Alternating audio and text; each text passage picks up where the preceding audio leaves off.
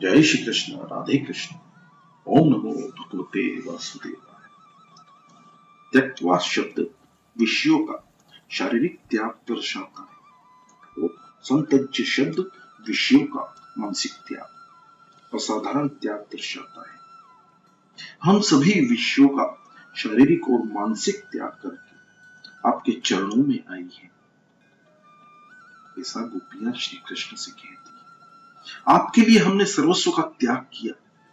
सांसारिक विषयों का विवेक पूर्वक त्याग करके केवल आपसे मिलने के लिए हम आई हैं। हमारी उपेक्षा न करें। हमारे मन में आपके सिवाय और कुछ भी शेष नहीं है। जिसके मन ईश्वर के सिवाय कुछ भी नहीं है, वही गोपी है।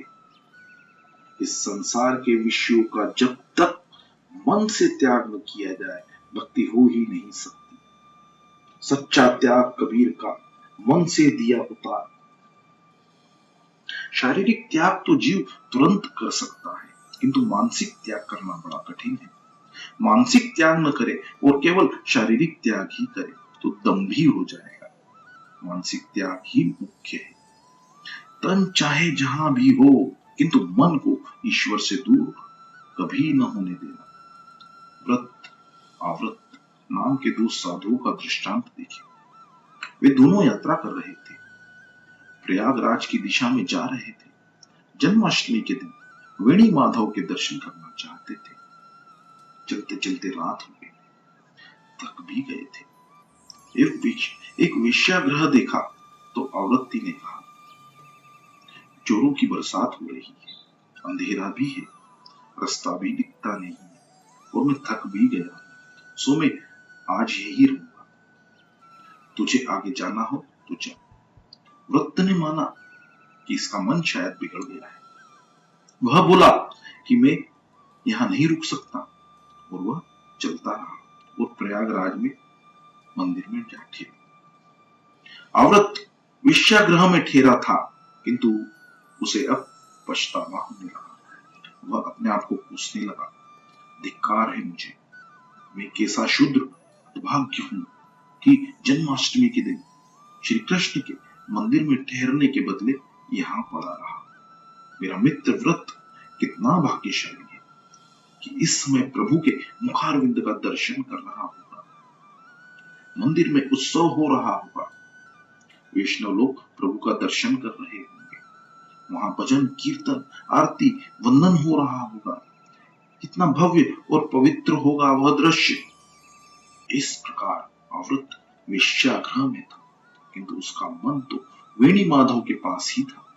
वह बड़ी तन्मयता से मन ही मन जन्माष्टमी का पवित्र प्रसंग निहार रहा था। उधर मंदिर में बैठा हुआ व्रत भी पछता रहा था।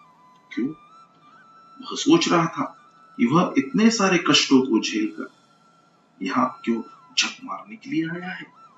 वहां मेरा मित्र सौंदर्यवती वेश्या के साथ क्रीड़ा कर रहा होगा और मैं यहाँ भीड़ में पिसा जा रहा हूं। कितना भाग्यशाली है मेरा मित्र। उसका जीव उत्सव में लगता ही नहीं था। उसे उस वेश्या के सौंदर्य की ही झांकी हो रही थी। उसका शरीर तो था माधव के मंदिर में, किंतु मन वेश्या के पास। आवृत्त को मोक्ष मिला और व्रत को नरक। आवृत्त को लेने के लिए भगवान ने विमान भेजा, क्योंकि तन से चाहे वह वेश्यागृह में था, किंतु मन से तो वेणी माधव के पास था। व्रत था तो मंदिर में, किंतु वासना सुख की सोच रहा था, सो उसे नरक में जाना पड़ा। केवल देह शुद्धि नहीं, मन शुद्धि भी आवश्यक है। केवल देह शुद्धि तो दंभ ही है। गोपियां भगवान से कहती है, पति के पास तो वह स्त्री जाएगी जिसके मन में विकार वासना अभी शेष है। विकार वासना त्यागेगी तभी प्रभु के निकट आएगी। हम निर्विकारी हैं जो आपके पास आई है। भगवान बोले, क्या प्रमाण है तुम्हारी निर्विकारिता का?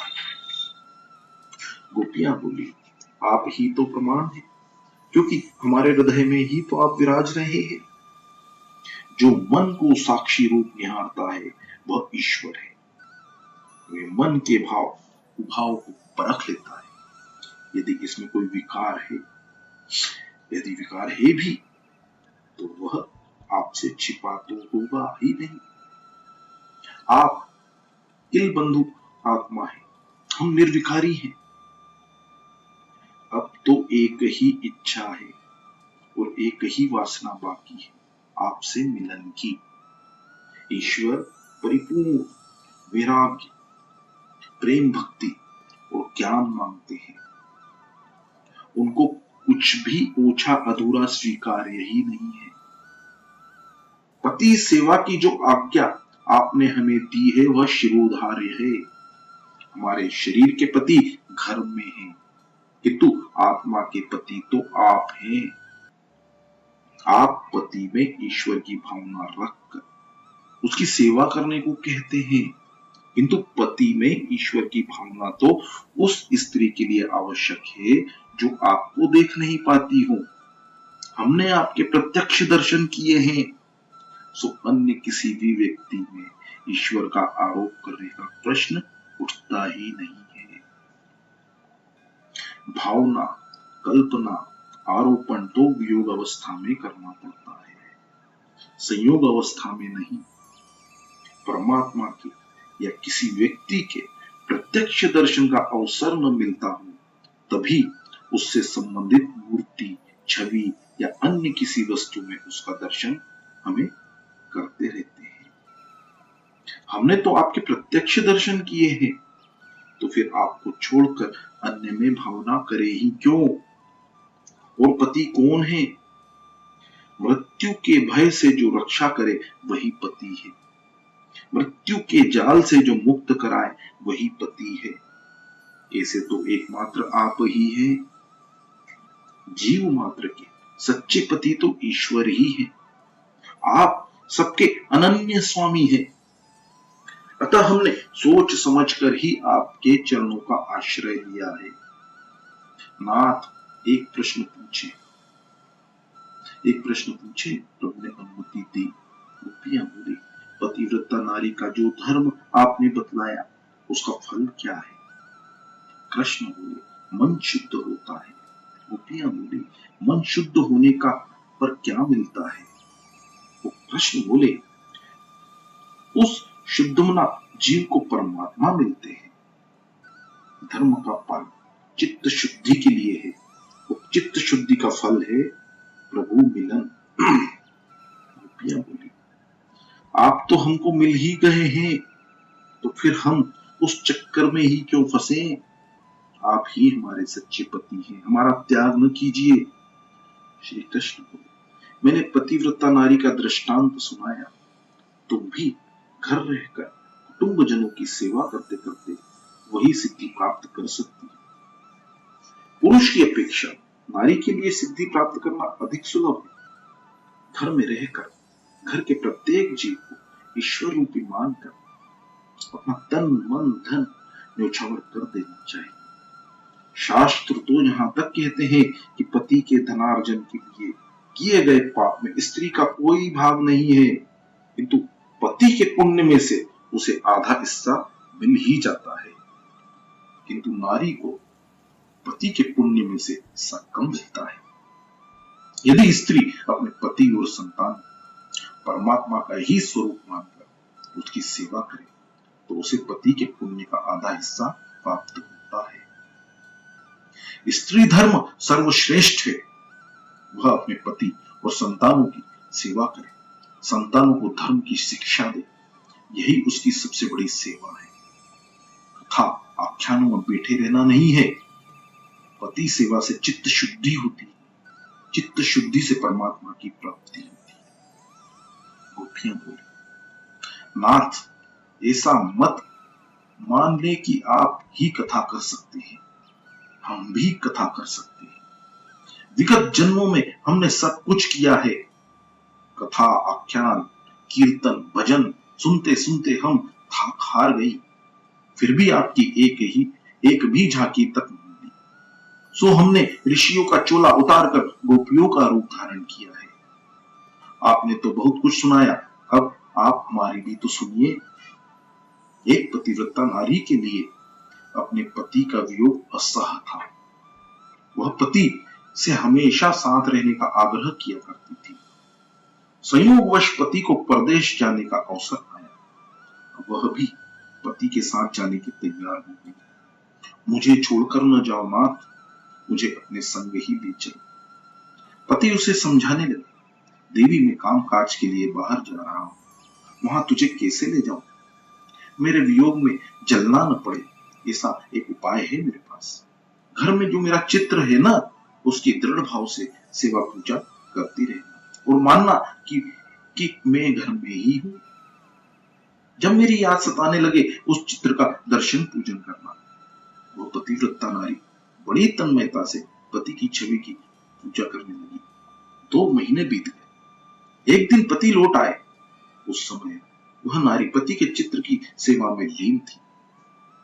अब प्रभु हमारा प्रश्न यह है, गोपियां श्री कृष्ण से पूछ रही है, अब प्रभु हमारा प्रश्न यह है कि पति की आवाज सुनने पर भी वह स्त्री चित्र की सेवा करती रहेगी या पति के स्वागत के लिए दौड़ती हुई द्वार पर पहुंचेगी? श्री कृष्ण बोले, अरे यह भी कोई पूछने की बात है, वह दौड़ती हुई द्वार पर पहुंचेगी। गोपियां बोली, क्यों?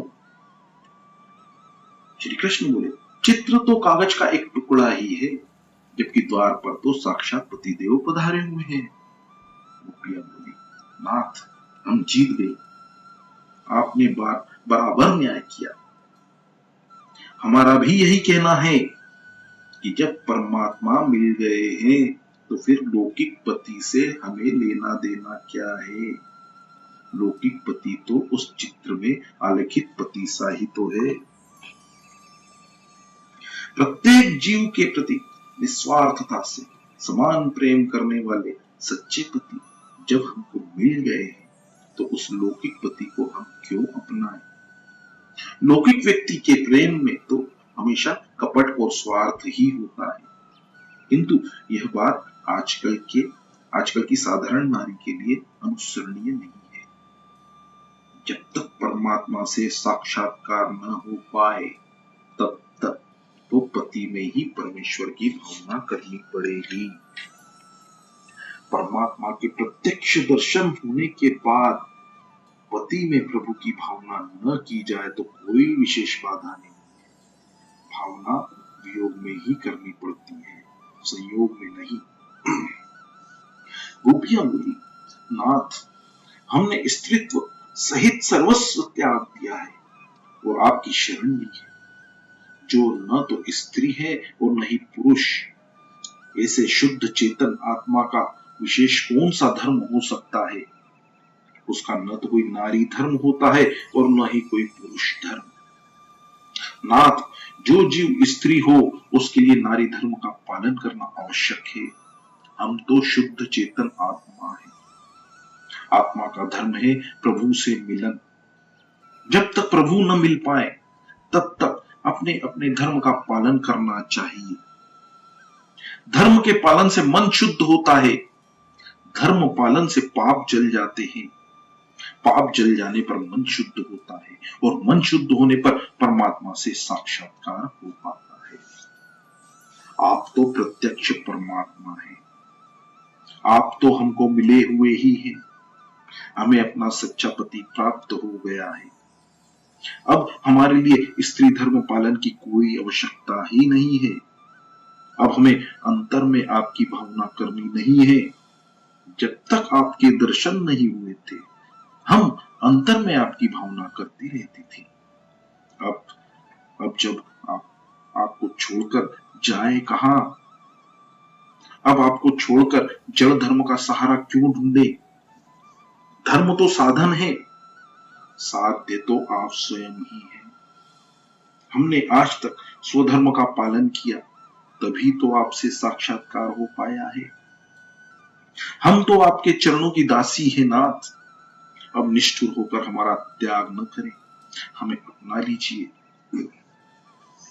श्री कृष्ण कहते हैं, यदि मुझे ही तुम अपना सच्चा पति मानती हो तो मेरा कहा तुम्हें मानना होगा। जाओ घर जाकर पति संतान की सेवा करो।